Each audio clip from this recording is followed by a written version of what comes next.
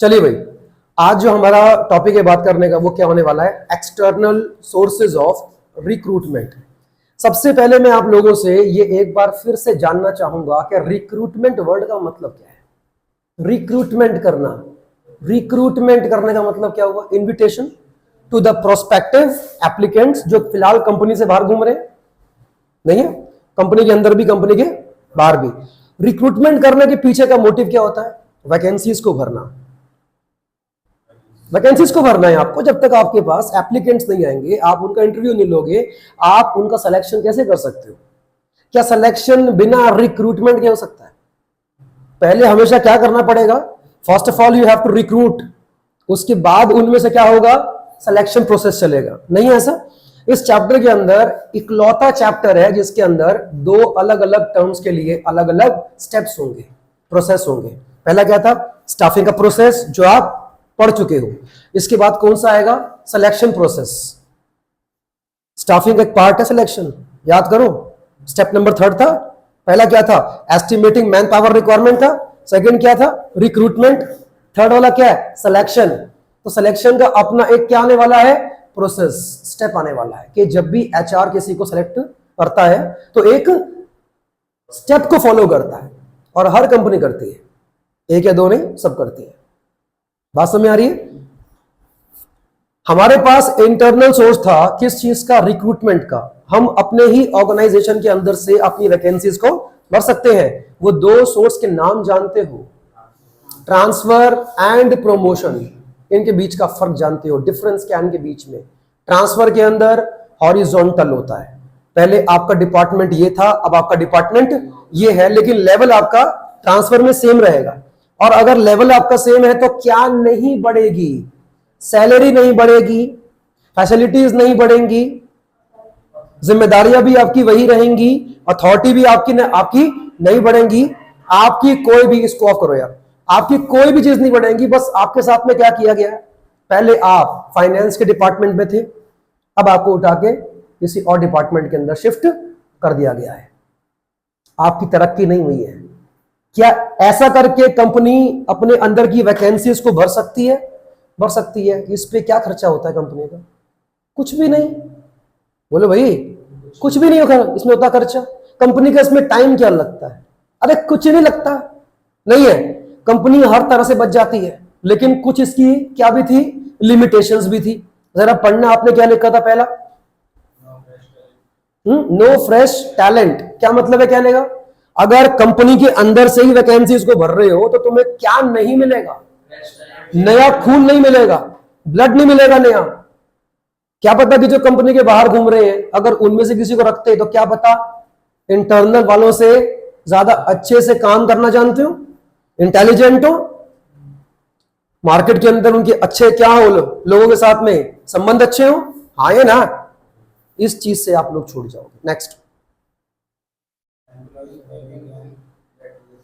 Employees will become lethargic. Lazy हो जाएंगे, क्योंकि उनको एक बात क्या मालूम होगी कि कंपनी की क्या पॉलिसी है कि जब भी वैकेंसी होती है कंपनी कभी भी एक्सटर्नल सोर्स का इस्तेमाल नहीं करती, अंदर से ही वैकेंसी भरती है। तो इसका मतलब है कि मेरा तो प्रमोशन तय है। अब चाहे मैं अच्छा परफॉर्मेंस रखूं या ना रखूं, मुझे क्या मिलना तय है?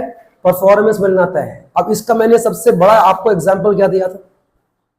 आपको मैंने एग्जाम्पल क्या दिया था? गवर्नमेंट जॉब करने वाले होते हैं, उनके दिमाग में उनका माइंडसेट क्या होता है?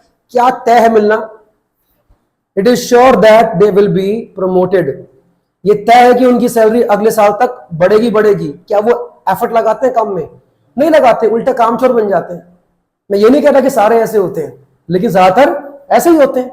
अच्छा, गवर्नमेंट जॉब की तुलना में प्राइवेट कंपनीज के अंदर पैसा ज्यादा होता है, मानते हो? लेकिन फिर भी पूरे का पूरा इंडिया गवर्नमेंट जॉब की वजह क्यों है? क्योंकि मालूम है कम भी काम करेंगे तो भी कोई निकालेगा नहीं, पैसा पूरा मिलेगा और गवर्नमेंट के सारे बेनिफिट्स भी मिलेंगे। तो कोई पागल थोड़ी ना, इसलिए तो लोग पागल है उसके पीछे, गवर्नमेंट जॉब के पीछे। जबकि अगर आपको स्मार्ट बनना है, जिंदगी में आगे बढ़ना होता है, तो मैं तो यही बोलूंगा हमेशा प्राइवेट में ही रहो, क्योंकि उसमें आपको हर वक्त एक नया कंपटीशन मिलता रहेगा जो आपको निखारेगा। एक कहावत होती है, कोयला जब सालों साल धरती की आग के अंदर तपता है ना, कोयला सालों साल, मिलियन ऑफ ईयर्स, तब जाके वो डायमंड बनता है। आज एक नई बात सीखी है, डायमंड किससे बनता है? कोयले से बनता है। जरा सोचो, कहां कोयला एकदम काला होता है और डायमंड की क्या कीमत होती है, जरा सोचो तुम, करोड़ों में होती है। वो धरती में अरबों साल तक, धरती की जो हीट है उसके अंदर वो तपता रहता है, तब के वो क्या बन जाता है? हीरा बन जाता है सर। तो वैसा ही होता है, तपना तो पड़ेगा। और उसके लिए कौन सा अच्छा फील्ड है? Private sector is the best field. Pension भी नहीं मिलती अब तो, अब गवर्नमेंट की पता नहीं कोई नई स्कीम आ रही है, फिर से बोल रहे हैं कि हम पेंशन देंगे, ऐसा कुछ है। जो भी है, आर्मी और आपकी पुलिस को छोड़ के पेंशन नहीं है किसी फील्ड में इंडिया में खासकर अभी। अब आगे गवर्नमेंट इसके ऊपर क्या बात कर रही है, पार्लियामेंट के अंदर क्या बात रखी गई है, वो अभी कुछ भी पक्का नहीं है, लेकिन देखते हैं, मे बी के न्यू पेंशन स्कीम आ सकती है, ऐसा इसके ऊपर बात चल रही है। फिलहाल वो हमारा मुद्दा नहीं है बात करने का, ठीक है। ये सारी बातें क्लियर हैं आपको। चलिए बात करेंगे एक अगले सोर्स के बारे में। इसका नाम क्या था? External source of recruitment. मैंने आपसे पहले भी कहा था कि इसके अंदर पॉइंट्स बहुत सारे आने वाले हैं। चलो हम पहले की बात करेंगे। पहला पॉइंट बोलो, एक्सटर्नल सोर्स का क्या है?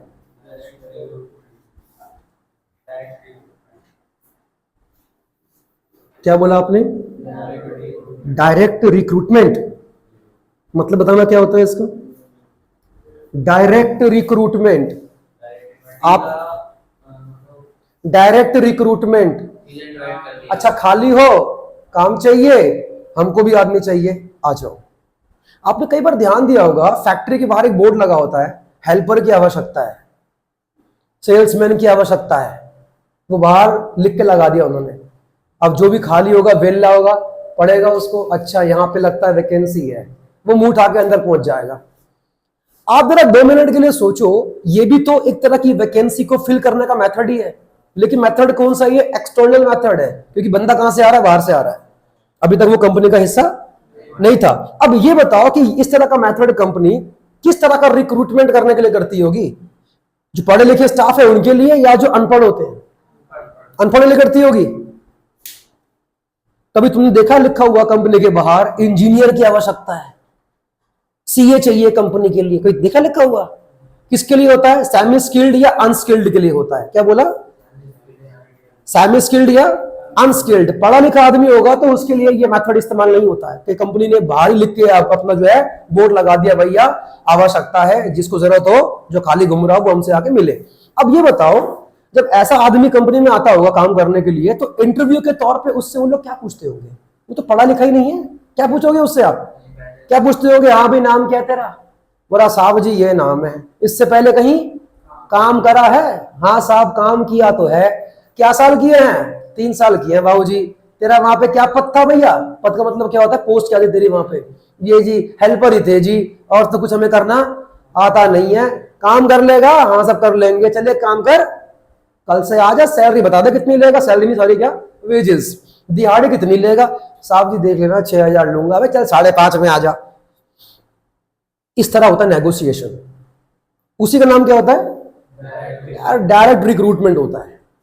और मैं अभी भी कह रहा हूं, जो पढ़े लिखे लोग होते हैं ना, स्किल्ड, ये वाला ऑप्शन उनके लिए अवेलेबल नहीं होता है।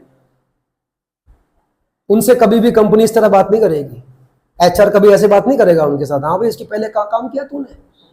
रिस्पेक्ट से करते हैं, क्योंकि आप पढ़े लिखे हो सर। बात समझ में आ रही है? ये क्लियर हुआ? अगर कोई पूछ लेगा तो कर लोगे। ध्यान रखना, केस स्टडीज के अंदर आएगा, और केस स्टडी के अंदर एक पूरा का पूरा अच्छा सा केस लिखा हुआ आएगा, और आपसे पूछेगा कि कौन से सोर्स का इस्तेमाल किया गया। अब 2 रास्ते, या तो इंटरनल हो सकता है या एक्सटर्नल। अब तुमने अगर क्या लिखा एक्सटर्नल, तो उसके अंदर कौन सा वाला है? आपने जो नाम लिखे ना, 9-10 नाम लिखे होंगे आपने, उनमें से कौन सा है जी? इसलिए आपको ये इंडिविजुअली भी आपको समझ में आने चाहिए, तभी आपसे ये केस स्टडीज में अटेम्प्ट हो पाएंगे। ये क्लियर हुआ? आप बताओ कि मतलब क्या है इसका?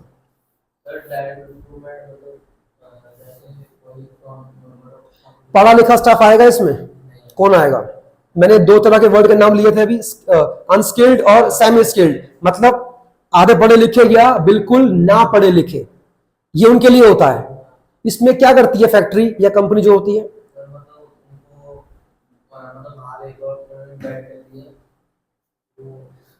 एक बोर्ड लगा दिया, उसमें लिखा क्या होता है? लेबरों की आवश्यकता है, हेल्पर की आवश्यकता है, जो खाली घूम रहे हैं, जो वेल्ले घूम रहे हैं, आके मिले। यही तो होता है। अब तुम्हें उसमें क्या रिस्पेक्ट चाहिए? नहीं है। उसी का नाम क्या होता है? बोलो बोलो। डायरेक्टली उसको हमने रिक्रूट कर लिया। बात समझ में आई है? अच्छा, जरा बताओ सेकंड क्या लिखा था आपने? कैंपस नहीं होता, that is your campus recruitment. क्या बोला? Campus, sorry, campus recruitment. ये बताओ, ये जो वर्ड लिखा है ना कैंपस, ये बताओ इसका मतलब क्या होता है कैंपस का?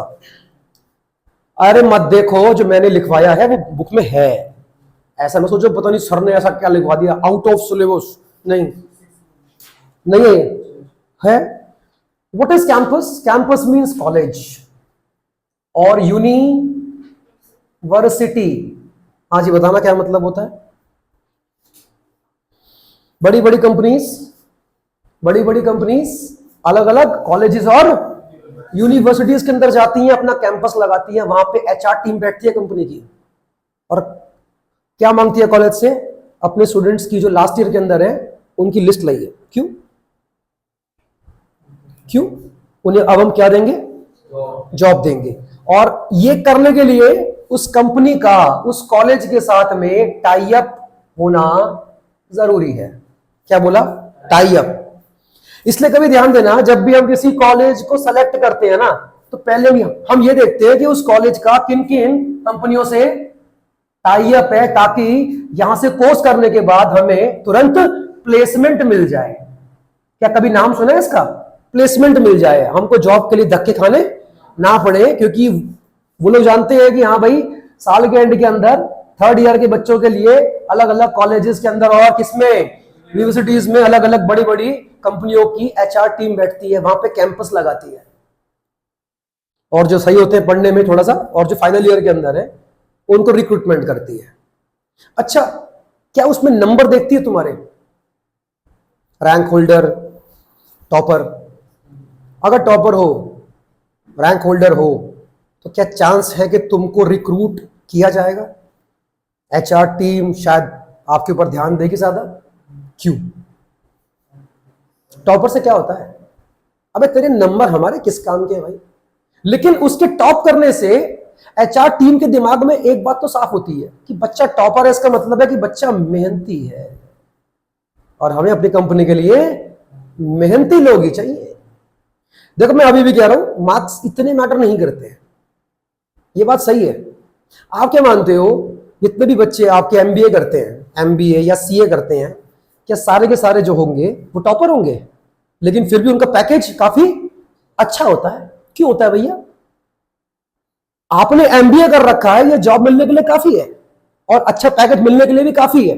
डिग्री के बेस पर कंपनी के अंदर आपकी एंट्री हो सकती है, लेकिन आपकी जो सैलरी तय होगी आपको रखा जाएगा आपकी काबिलियत के बेस पर रखा जाएगा, क्योंकि एमबीए की डिग्री लेके वहां पे बहुत सारे आएंगे।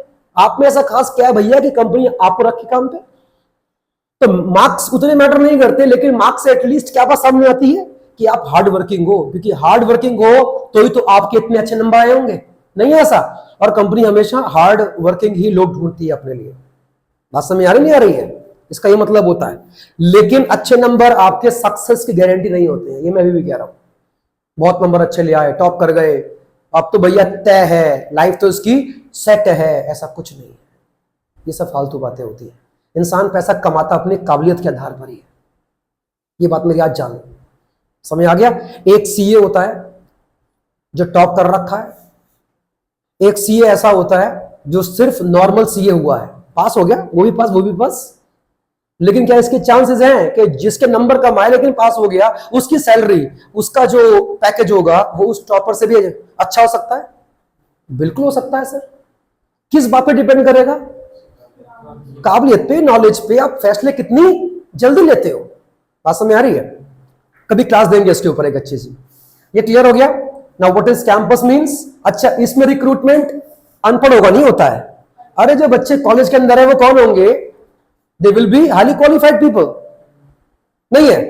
तो इसका मतलब है कि अगर एग्जाम में ये क्वेश्चन आ गया तो इसका मतलब क्या हुआ कि इसमें हमेशा स्किल्ड, एजुकेटेड जो लोग हैं उनका रिक्रूटमेंट होता है। होना चाहिए, नहीं होता है।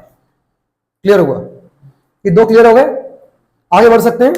चलो, अगर इसमें कुछ पूछना है तो पूछ सकते हैं आप लोग, वरना फिर हमारे पास अगला पॉइंट है बात करने के लिए। बताओ तीसरा पॉइंट क्या लिखा था? Casual callers. कैजुअल क्या बोला? कॉलर्स। मतलब क्या है इसका? Casual callers. Casual callers. चलो एग्जांपल दे दूं। मैं कंपनी में गया अपना रिज्यूम लेके, रिज्यूम या रिज्यूमे जो बोलते हो बोल लो। मैं गया वहां पर एक बहुत ही सुंदर सी बैठी थी रिसेप्शनिस्ट। कौन थी? रिसेप्शनिस्ट। मैंने कहा हेलो मैम, गुड मॉर्निंग। मैंने कहा गुड मॉर्निंग सर, बताइए मैं आपके लिए क्या कर सकती हूँ। मैंने कहा मैम मैं जॉब के लिए आया। उन्होंने कहा सर बट हमारे तो कंपनी में कोई वैकेंसी अभी है ही नहीं, क्या वो मेरा रिज्यूम रख सकती है? क्या करेगी जब जॉब ही नहीं है तो क्यों रखेगी, वापस कर दे। अगर फ्यूचर में वैकेंसी आती है तो क्या वो उसी रिज्यूम को उठा के मुझे कॉल कर सकते हैं? तो ऐसे रिज्यूम जो उनके पास रखे ही होते हैं और जिन्हें कैजुअली कॉल करके बुला लिया जाता है for recruitment, that is your known as casual callers. इनकी पहले से कोई प्लानिंग नहीं होती है, ये तो बेचारे आए थे जॉब की खोज में।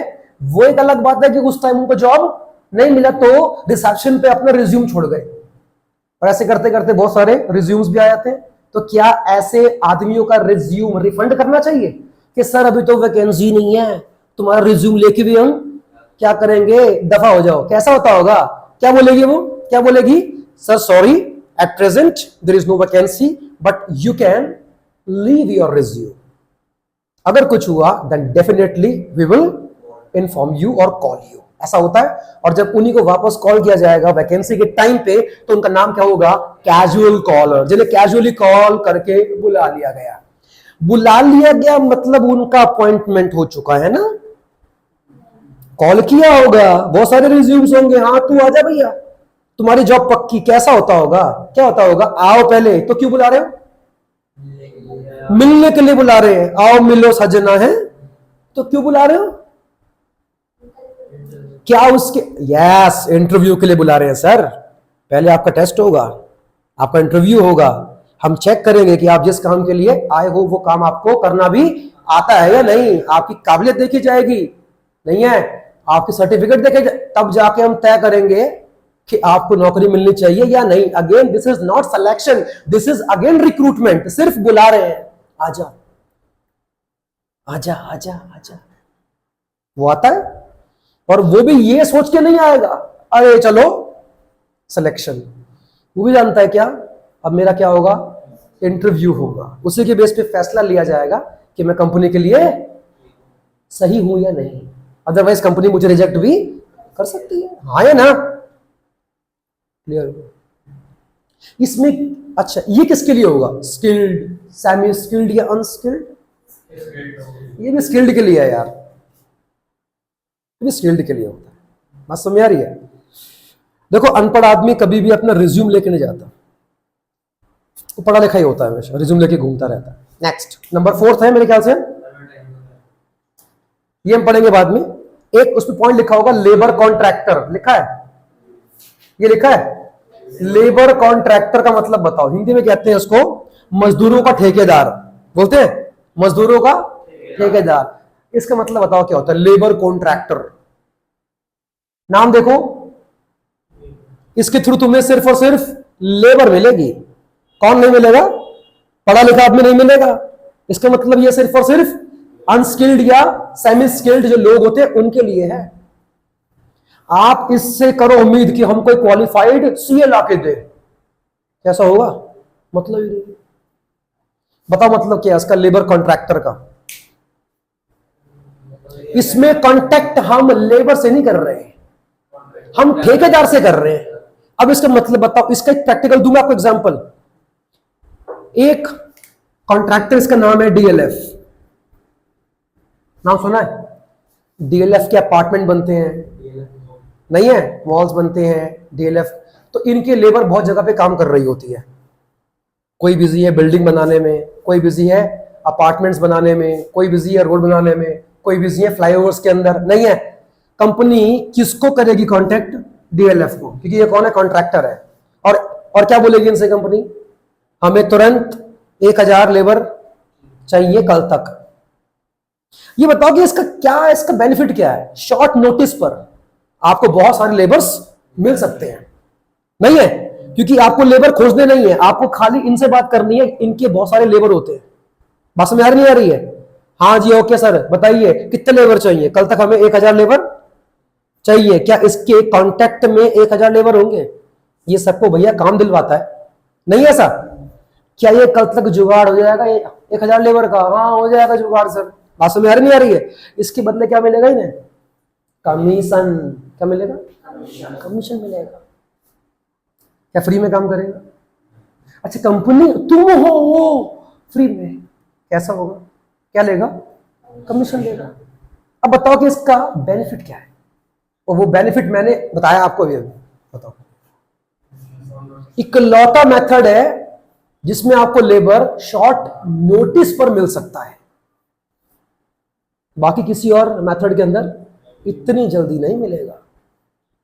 बात समझ आ रही है? आज कॉल करा, कल लेबर हाजिर है आपके सामने, खड़े हो गए आके आपके सामने। और लेकिन इसकी बहुत बड़ी कमी है। बताओ क्या कमी है?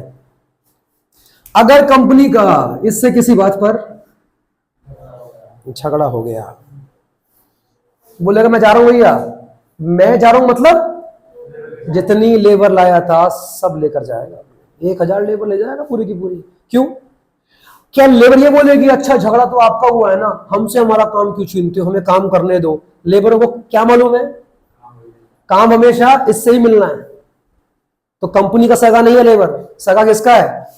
और वो भी इसका है क्योंकि इनसे इनको हमेशा काम मिलता रहेगा। बात समझ आ रही नहीं आ रही है? That is your what? Labour contractor.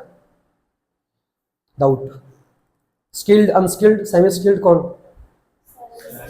और अनस्किल्ड लेबर कौन होती है? लेबर कौन है? अरे पढ़ी लिखी होती तो क्या लेबर होती? कहां काम कर रही होती? टॉप, मिडिल या लोअर पे? हाँ या ना? मत करो। डाउट? जरा एक बार देखो, अगर कुछ पूछना तो पूछ लीजिए, फिर हम आगे बढ़ेंगे।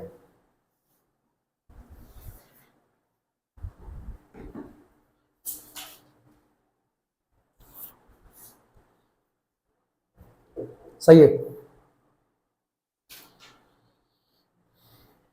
गेट खोल दो। Next, recommendation. क्या बोला? रिकमेंडेशन ऑफ, क्या बोला? एम्प्लॉइज फ्रॉम या ऑफ? फ्रॉम या ऑफ कुछ भी लिखो, नहीं गलत नहीं होगा। ऑफ लिखो या फ्रॉम लिखो। क्या प्रेजेंट? रिकमेंडेशन ऑफ एम्प्लॉइज, बस यही पॉइंट है, बुक में तो यही होगा मेरे ख्याल से। हाँ बताना मतलब, अच्छा इसका मतलब बताओ। रिकमेंडेशन का मतलब होता है सिफारिश। क्या होता है? कंपनी को अपनी वैकेंसी भरनी है, क्या बोलती है कंपनी? भाई हम तो लेबर, हम तो मैन पावर खोज ही रहे हैं, जितने लोग काम करते हो इधर आओ, अगर तुम्हारी जानकारी में कोई इस पोस्ट के लिए हो तो हमको बताना। या कभी कभी क्या होता है, खुद ही आते हैं स्टाफ के लोग और बोलते हैं सर आप आदमी खोज रहे हो काम करने वाला, मेरा एक जानने वाला है, उसको भी काम चाहिए सर, कहो तो मैं कल भेज दूं उसे, आप उसका इंटरव्यू ले लो और काम पे रख लो। अच्छा ऐसा तेरा जानने वाला है, चल भेज दे। अगर ऐसे रखा जाता है तो उसका नाम क्या होता है? Recommendation of employees. उसकी सिफारिश करने वाला कौन था? आपका अपना एम्प्लॉय था, आया ना? अच्छा, इसको भी इस्तेमाल करना कंपनी अक्सर चाहती है, तो बताओ क्यों?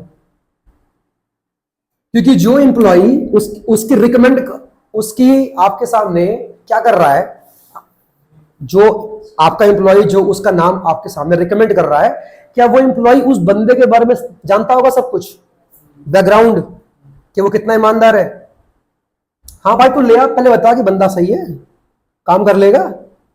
क्योंकि अगर कोई बाहर से रखेंगे जिसको हम जानते ही नहीं है तो क्या हो जाएगा, उसके बारे में तो हम कुछ जानते ही नहीं, काम कितना आता है, पिछली कंपनियों के अंदर कांड किया, खुद निकाला गया या छोड़ा गया, कितना ईमानदार है, लेकिन ये सब चीजें आप इससे उसके बारे में पूछ सकते हो। और अगर कोई इंफॉर्मेशन इसने आपको गलत दे दी, उसने कोई कांड कर दिया, तो आप इसको एटलीस्ट बोल सकते हो कि भाई तू कैसा आदमी लाया है यार, फिर इसकी बेइज्जती होगी, और जब इसकी बेइज्जती होगी तो ये फिर उसको बोलेगा क्या हो ये नहीं है? ये भी एक अच्छा मेथड है, तभी नाम क्या पड़ा है इसका, रिकमेंडेशन ऑफ एम्प्लॉइज। अच्छा ये बताओ, इसको हमने एक्सटर्नल सोर्स में क्यों रखा? सर क्योंकि इसमें भी जो बंदा रिकमेंडेशन पे आ रहा है वो भी अब तक कंपनी का हिस्सा नहीं था, वो भी बाहर से तो आ रहा है। वो अलग बात है कि हमारे स्टाफ के रिकमेंडेशन पे आ रहा है, उनकी सिफारिश पे आ रहा है, लेकिन आ कहां से रहा है? बाहर से। क्लियर? डाउट पूछो अगर कुछ है तो, बात कर दूं इससे और बोलो। एडवर्टीजमेंट, क्या बोला? Advertisement on TV. ये क्या होता है? हमको मैन पावर चाहिए काम करने के लिए, उसके लिए हम टीवी पे एड निकालेंगे। अच्छा एक बात बताओ, उसमें जो आप लोगों ने लिखे मेथड्स, उसमें एक पॉइंट तो ये होगा खाली, बस ये वाला होगा, एक ये है पूरा, बात तो एक ही है, तो फिर अलग अलग क्यों लिखे? एक क्या लिखा है? एडवर्टीजमेंट। एक क्या लिखा है? Advertisement on television. बात तो एक ही हुई, दोनों में क्या कर रहे हो? ऐड तो कर रहे हो, तो फिर इन्हें अलग क्यों लिखा गया भैया? नहीं तो टीवी का हमने अलग क्यों बनाया? बिल्कुल सही बोला आपने। एक क्या था? Advertisement on, sorry, in newspaper नहीं है, एडवर्टीजमेंट थ्रू पैम्पलेट्स, पैम्पलेट्स नहीं है, स्टिकर लगा दिए, कुछ भी कर दिया। मेरा सवाल यह है कि इसको अलग क्यों रखा गया? ये बहुत महंगा होता है, टीवी पे ऐड निकालना क्या समझते हो? करोड़ों। It is very expensive. बात समझ आ रही है? ये थोड़े क्या है? सस्ते हैं। और इसमें अगर आप टीवी में ऐड निकालते हो तो जाहिर सी बात है कि वो लेबर के लिए तो ऐड नहीं निकाल रहे हो, लेबर की आवश्यकता, टीवी पे ऐड आ रहा है। अब बात है यार, जो टीवी का चैनल तुम्हारा ऐड दिखा रहा है, पागल है वो? और बाई चांस अगर ऐड आ रहा है किसी ऐसे चैनल पे जिसपे इंडिया का मैच चल रहा है लाइव, जिसको पूरा इंडिया देख रहा है, जरा सोचो वहां पे फीस क्या होती होगी उसकी?